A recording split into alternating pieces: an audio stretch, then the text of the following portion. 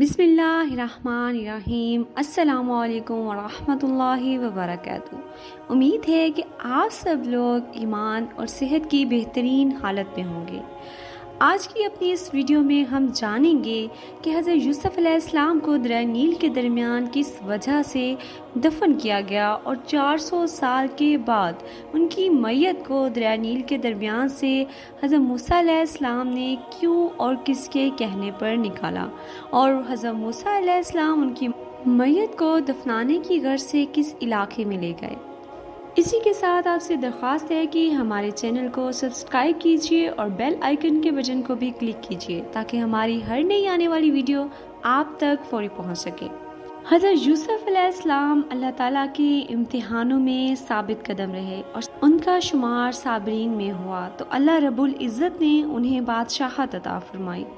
حضرت یوسف علیہ السلام کے قصے کو قرآن مجید کی سورہ یوسف میں بڑی تفصیل کے ساتھ بیان کیا گیا ہے، اور ان کے قصے کو احسن القصص یعنی بہترین قصہ بھی کہا گیا ہے۔ حضرت یوسف علیہ السلام کے سوتیلے بھائی جب بنیامین کو قحط کے دنوں میں اپنے ساتھ لے کر مصر گئے تو حضرت یوسف علیہ السلام نے اپنے چھوٹے بھائی کو پہچان لیا اور انہوں نے ایک بہانے سے اس کو اپنے پاس روک لیا۔ جب ان کے سوتیلے بھائی اپنے چھوٹے بھائی بنیامین کے بغیر اپنے والد محترم حضرت یعقوب علیہ السلام کے پاس پہنچے تو ان کے والد محترم نے ان کو دوبارہ مصر روانہ کیا اور اپنے بھائی بنیامین کی رہائی کی درخواست کرنے کو کہا۔ حضرت یوسف علیہ السلام کو حضرت یعقوب علیہ السلام یعنی کہ ان کے بابا جان کا پیغام پہنچایا۔ جب حضرت یوسف علیہ السلام نے اپنے بابا کا خط پڑھا تو زاروں قطار رونے لگے اور انہوں نے اپنے بھائیوں کو بتا دیا کہ وہی یوسف ہیں جس کو بچپن میں وہ کنویں میں ڈال آئے تھے۔ یہ سن کر ان کے بھائیوں نے اپنے بھائی سے معافی مانگی اور حضرت یوسف علیہ السلام نے بھی ان کو معاف فرما دیا، اور اپنے بھائیوں سے جب اپنے پیارے والد محترم کا احوال پوچھا تو انہوں نے بتایا کہ آپ کے غم میں نڈھال ہو کر رو رو کر ان کی تو بینائی ہی چلی گئی ہے۔ تو حضرت یوسف علیہ السلام نے اپنا کرتا اپنے بھائیوں کو دیا، جاؤ میرا یہ کرتا لے کر میرے والد کے پاس جاؤ اور ان کے چہرہ انور کے اوپر ڈال دو، جس سے ان کی بینائی واپس آ جائے گی، اور سب گھر والوں کو لے کر میرے پاس مصر آ جانا۔ حضرت یوسف علیہ السلام کے بڑے بھائی یہودا نے وہ کرتا ان سے لے لیا، کیونکہ میں یوسف کا بکری کے خون سے رنگا کرتا لے کر گیا تھا جس سے میرے بابا کو تکلیف پہنچی تھی۔ اب یقیناً وہ اس کرتے کو دیکھ کر بہت ہی خوش ہوں گے۔ اور یوں یہودا وہ کرتا لے کر مصر سے کنعان کی طرف روانہ ہو گیا۔ حضرت یوسف علیہ السلام نے باقی سب کو بھی ساتھ لانے کے لیے 200 سواریاں بھی ساتھ بھیجی۔ جب حضرت یوسف علیہ السلام کے برادران کرتا لے کر پہنچے تو انہوں نے کہا مجھے یوسف کی خوشبو آ رہی ہے۔ تو ان کے پوتوں نے حضرت یعقوب علیہ السلام سے کہا کہ آپ بھی نہ اس پرانی بات پر قائم ہیں، بھلا کہاں یوسف اور کہاں ان کی خوشبو؟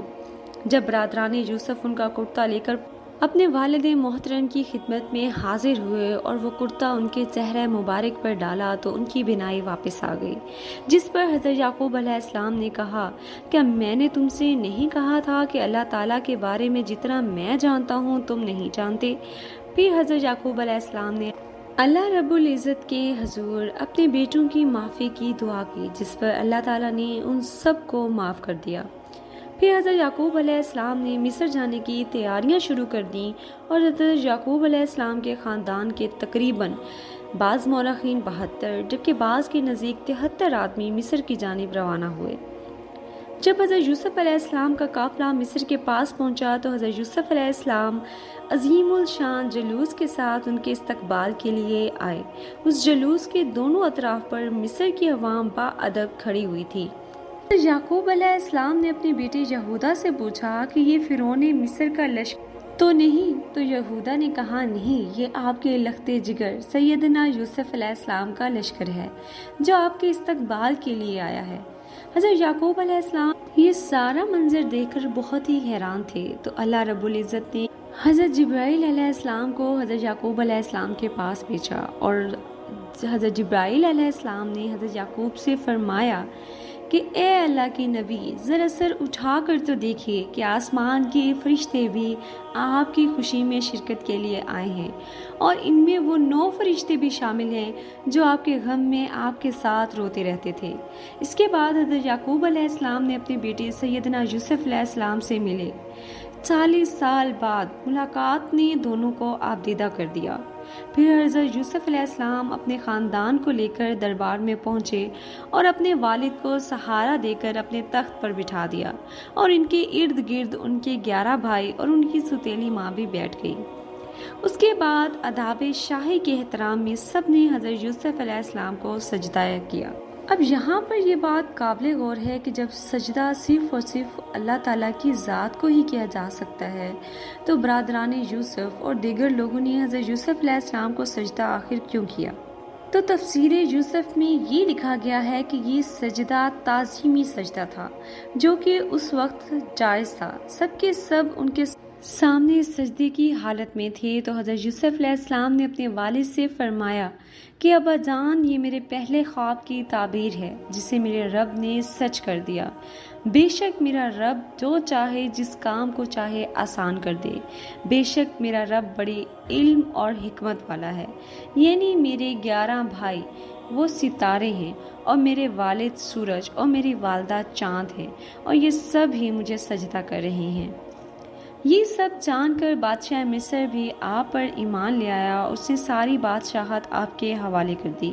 اس طرح بنی اسرائیل کو مصر میں حکومت مل گئی اور وہ وہیں پر آباد ہو گئے۔